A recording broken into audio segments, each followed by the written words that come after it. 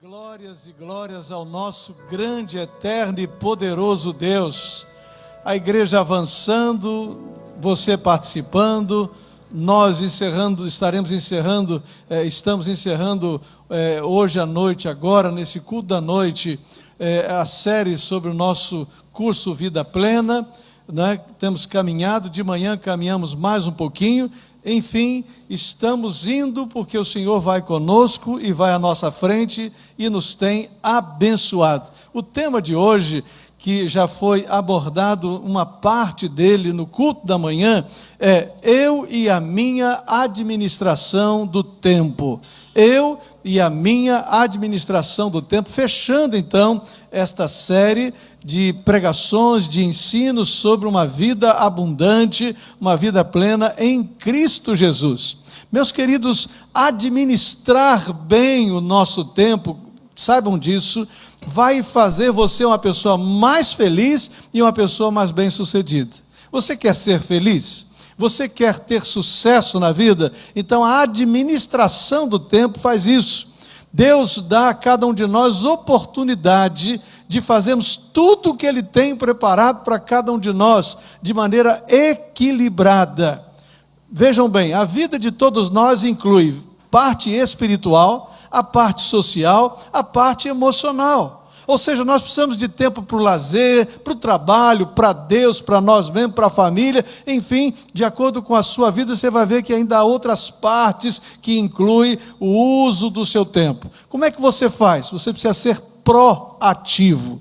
Uma pessoa proativa não é aquela que deixa acontecer, é aquela que busca fazer acontecer. Então nós precisamos aproveitar bem o tempo, porque isso nos dará condição de, como já vimos hoje pela manhã, de usufruir melhor do potencial que Deus nos deu, de aproveitar bem as oportunidades que Deus nos dá, de superarmos as nossas vulnerabilidades relacionadas à nossa humanidade. Então o texto que eu quero ler para você é o texto de Efésios capítulo 5, versos de 15 a 20, que dizem assim: tenham cuidado, a palavra já começa com uma advertência, tenham cuidado com a maneira como vocês vivem, que não seja como insensatos, mas como sábios, aproveitando ao máximo cada oportunidade. E olham bem, naqueles dias, Paulo diz, porque os dias são maus. E aí diz a Bíblia, portanto, não sejam insensatos, mas procurem compreender qual é a vontade do Senhor. Não se embriaguem com vinho que leva à libertinagem, mas deixem-se encher pelo Espírito, falando entre si com salmos, hinos e cânticos espirituais, cantando e louvando de coração ao Senhor, dando graças constantemente a Deus Pai, por todas as coisas, em nome de nosso Senhor Jesus Cristo.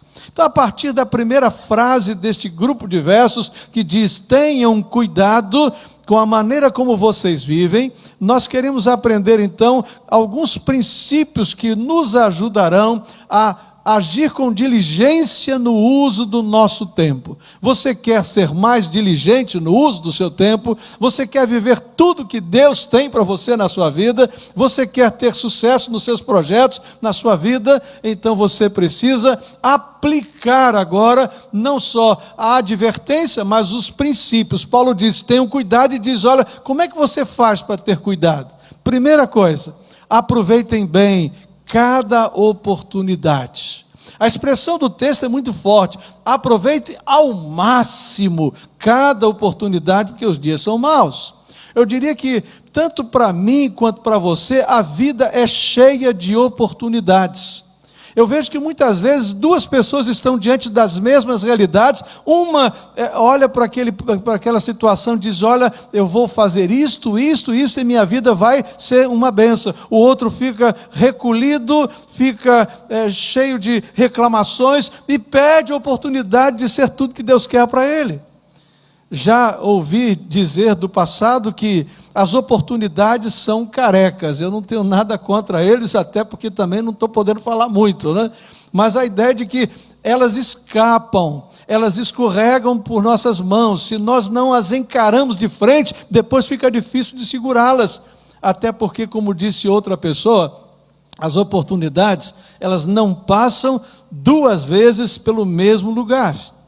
E se acontecer, é quase como um raio que cai duas vezes no mesmo lugar. É um milagre. Então aproveite as oportunidades, use bem as oportunidades que Deus te dá. Há uma frase de C.S. Lewis que diz o seguinte: um homem que cede à tentação em 5 minutos, simplesmente não sabe o que aconteceria na sua vida 1 hora mais tarde. Ou seja, quando nós procrastinamos, quando nós esmorecemos, quando nós paramos quase chegando no fim do projeto, pode ser que percamos ali a nossa maior oportunidade na vida. Houve um homem chamado John Greenleaf Whittier. Ele disse: de todas as tristes palavras saídas da boca e da pena, as mais tristes são: ah, poderia ter sido. Se eu tivesse concluído o curso, se eu tivesse aproveitado aquela oportunidade, se eu tivesse acordado mais cedo, se eu tivesse estudado só mais um pouquinho, se eu tivesse acertado aquela questão na prova. E um outro que é muito conhecido, que é Franklin Covey, ele diz: porém, nunca é tarde demais para nos tornarmos o que poderíamos ter sido. A hora é essa, a oportunidade é esta. Aproveite bem a oportunidade que Deus te dá. A vida é em si uma grande oportunidade. Estarmos aqui agora, poder falar com você, podemos cultuar o Senhor, você poder receber essa palavra. Louve a Deus e pergunte: o que é que Deus quer para a minha vida a partir desta palavra que eu estou recebendo dele agora. Segundo princípio que Paulo ensina é que você só tem cuidado bem do seu tempo quando você identifica e você consegue fazer a vontade de Deus. 2 coisas difíceis: primeiro é identificar, e a segunda é fazer. Identificar sem fazer não vai resolver o meu caso e nem o seu. Você pode saber qual é a vontade de Deus e cruzar os seus braços, mas Paulo está dizendo que a gente não pode ser insensato. Diz assim: portanto, não sejam insensatos, ou seja, sem sabedoria, mas procurem compreender qual é a vontade do Senhor. Em outra passagem, o mesmo autor, Paulo, ele escreve em Romanos 12, 2, ele diz: para que sejam capazes de experimentar e comprovar a boa, agradável e perfeita vontade de Deus. Olha quanta coisa: capazes de experimentar e comprovar a boa, agradável e perfeita vontade de Deus. Num texto ele diz compreender, na outra de experimentar e comprovar. Em ambas fica claro que você deve identificar e fazer a vontade de Deus. O que Paulo diz? Olha, você precisa viver em culto constante. Não tem como você receber de Deus a orientação se você não vive com Deus, se você não está diariamente em culto. Imagina uma pessoa que diz que ama uma outra pessoa e depois de um mês chega lá e diz assim: olha, o que é que você gosta mesmo? O que é que o senhor quer para a sua vida? Você imagina, um mês sem se ver, sem se relacionar. Como é que essas pessoas vão saber o que o outro quer e vice-versa? Então muitas pessoas desaparecem da presença de Deus, e quando aparecem já estão pedindo que a vontade de Deus seja feita. Sabe o que quer dizer isso? Deus não vai revelar-se a você, porque Ele diz: deleita-te também no Senhor, e Ele te dará o que deseja o teu coração. Conviva com Ele, esteja em culto constante, e então você vai experimentar, porque você vai conviver perto do coração de Deus. A Bíblia diz que Deus revela os seus segredos aos seus justos. É como se Ele chegasse a você: nós estamos andando tão pertinhos que eu vou falando bem para você: olha, o meu desejo para a sua vida é este, este e este. Então Deus se revela a nós pela oração, Deus se revela a nós pelas coisas criadas, Deus se revela a nós através de outras pessoas. Mas eu posso te dizer assim, algo assim muito pessoal: não tem um lugar mais precioso para você conhecer a vontade de Deus do que a própria palavra de Deus. Porque a palavra de Deus trata de todos os temas. E aí, se você lê a Bíblia, se você estuda a Bíblia, se você memoriza a Bíblia, se você medita na Bíblia, se você escuta a Bíblia, posso lhe garantir uma coisa: Deus vai mostrar a você a vontade dele para a sua vida. Então, necessariamente não queira algo só porque parece ser bom. Não deseje algo só porque tem uma aparência de coisa boa, mas deseje algo que é certo, que tenha aprovação divina, que esteja de acordo com os ensinos da palavra. Sabe por quê? A Bíblia diz: Deus não se deixa escarnecer. Tudo que o homem semear, isso também ceifará. Bom, um outro princípio, para que a gente tenha cuidado da forma como a gente vive, de maneira que a gente aproveite bem a nossa vida. Primeiro deles, nós já vimos aqui claramente que a gente precisa fazer, que é aproveitar bem cada oportunidade. Depois descobrimos que a gente precisa identificar e fazer a vontade de Deus. Qual seria a terceira maneira? Terceiro princípio: viva uma vida cheia do Espírito Santo. Há um livro de Otmani que fala sobre uma vida cristã normal. E ele diz que uma vida cristã normal deveria ser uma vida vivida cheia do Espírito Santo.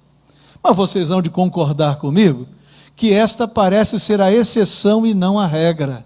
De um modo geral, as pessoas têm pontualmente uma vida cheia do Espírito Santo e, de um modo geral, uma vida dirigida por si mesmos, por suas próprias vontades. Então a ideia é que a gente se esvazie de tudo aquilo que nos afasta de Deus.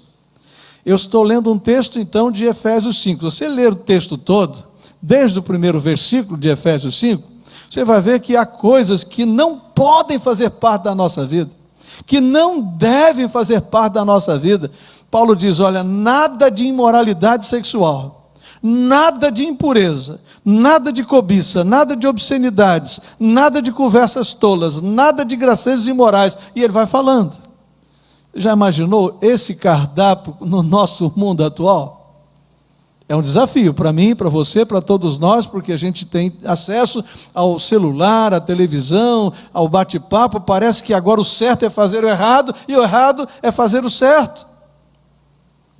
E aí o texto diz que você vai encher-se do Espírito, mas não é que você vai se encher, você vai se deixar ser cheio, mas deixem-se encher pelo Espírito. E lembra em tempos idos, quando em reunião de oração as pessoas ficavam dizendo para serem cheias: ó Deus, me enche do Espírito, me enche do Espírito. Você nem precisa pedir, basta que você se esvazie. E quando você se esvazia de si mesmo, da sua carnalidade, do seu eu, então a Bíblia diz que o Espírito de Deus toma conta da sua vida. Paulo até usa uma figura: não se embriaguem com vinho, porque a embriaguez leva à libertinagem, a palavras indevidas, a um descontrole. Mas ao contrário, deixem-se ser cheios do Espírito. E aí você é controlado pelo Espírito, seu temperamento é controlado pelo Espírito, sua vida é controlada pelo Espírito, seus desejos são controlados pelo Espírito. Ele ainda diz: se mantenha uma atitude de oração, de adoração constante. Ou seja, você está na presença de Deus num momento de culto, o culto termina, você continua na presença de Deus. Você vai pegar o seu carro no estacionamento e vai dirigi-lo num trânsito complicado, e você continua na direção de uma vida de intimidade com Deus, porque diz a Bíblia: falando entre si com salmos, hinos, cânticos espirituais, cantando e louvando a Deus de coração ao Senhor. Ou seja, a sua vida é um ato de culto, é um ato de adoração. E olha que bom que assim seja. Você até se poupa aí dos acidentes de trânsito, das agressividades da vida. Você não muda a sua vida pelo que outro faz em você ou agride você, mas você continua ligado com Deus. Eu lhe pergunto, a sua vida é um ato de culto a Deus?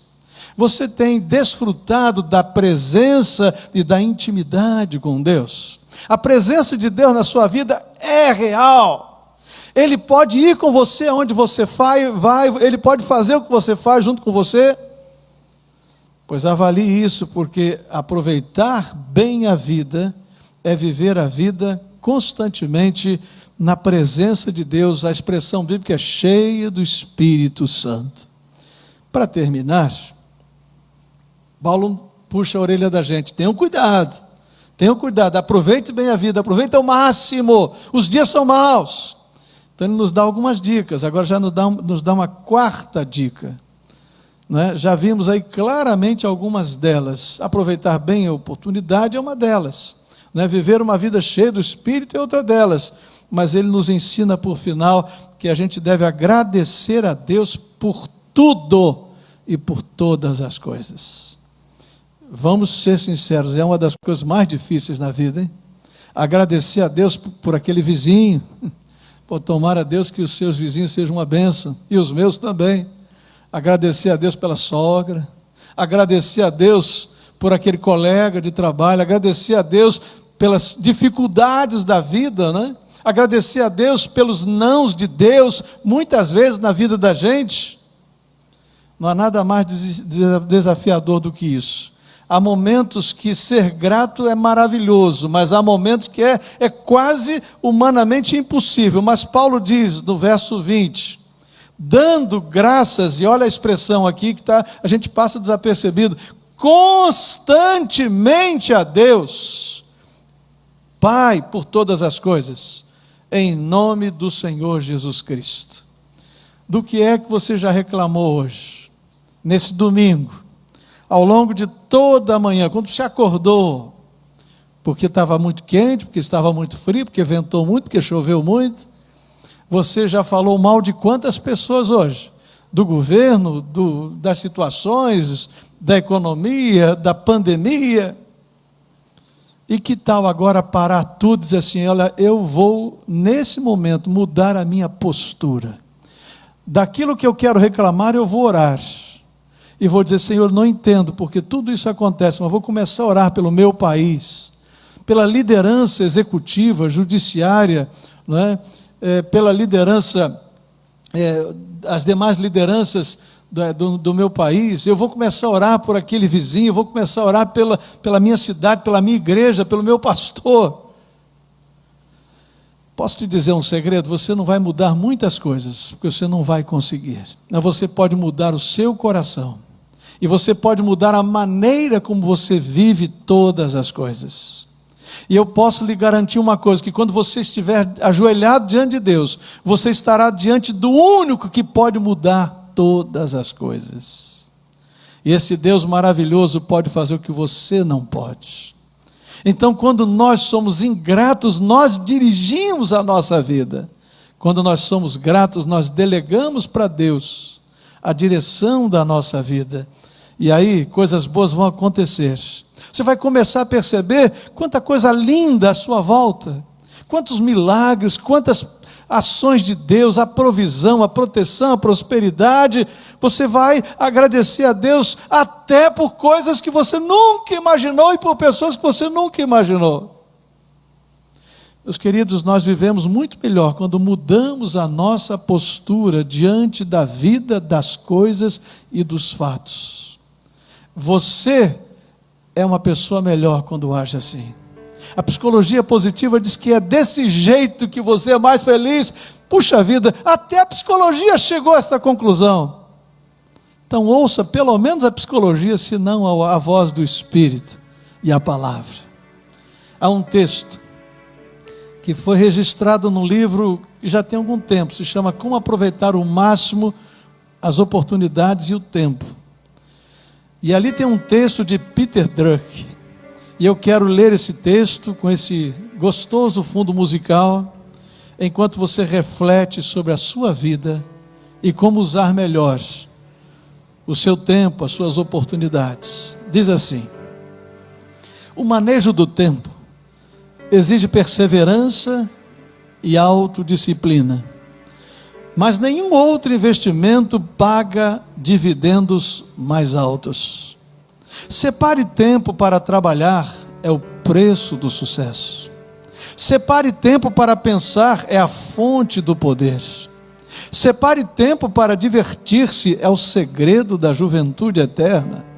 Separe tempo para ler, é a fonte da sabedoria. Separe tempo para fazer amizades, é o caminho da felicidade. Separe tempo para sonhar, é engatar o seu vagão numa estrela. Separe tempo para amar e ser amado, é o privilégio dos remidos. Separe tempo para olhar à sua volta, é o dia que é muito curto para que você seja egoísta nele. Separe tempo para rir, é a música da alma. Separe tempo para Deus, porque é o único investimento duradouro.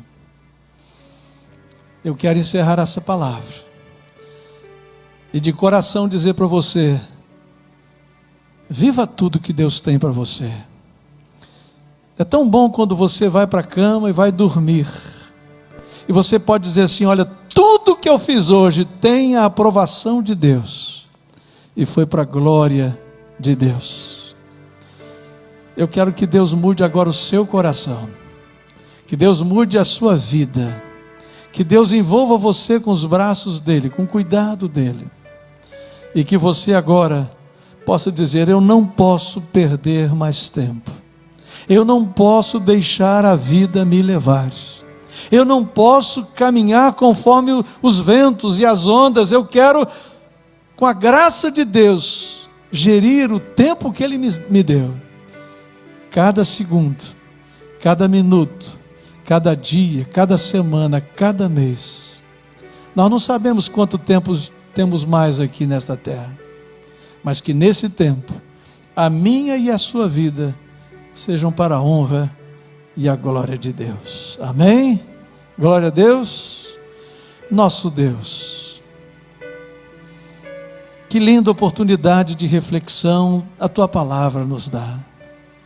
Em nome de Jesus, toma, ó Deus, este conselho de Paulo e estes princípios que ele logo depois coloca para nós como princípios de vida, para que nós não apenas os ouçamos e nos aquietemos e fiquemos ali tranquilos como se nada tivéssemos ouvido, mas mova-nos na direção da proatividade. Mova-nos, ó Deus, na direção de fazermos o que tem que fazer, tem que ser feito, e que a nossa vida seja para a honra e glória do Senhor. Que nós amemos mais, perdoemos mais rapidamente, que a gente tenha um sorriso mais largo diariamente, que a gente, ó Deus, esteja ligado e atento, conectado com o que o Senhor tem para a gente. O Senhor é bom demais, o Senhor é bom demais em nos dar a vida, e agora, Senhor, porque o Senhor é bom demais em nos dar a vida, nos dê também a chance de vivermos o hoje da melhor forma. Nós não podemos fazer nada sobre o passado, mas Tu nos dás o privilégio de fazermos tudo no presente, para termos um futuro ainda melhor. Em nome de Jesus. Amém.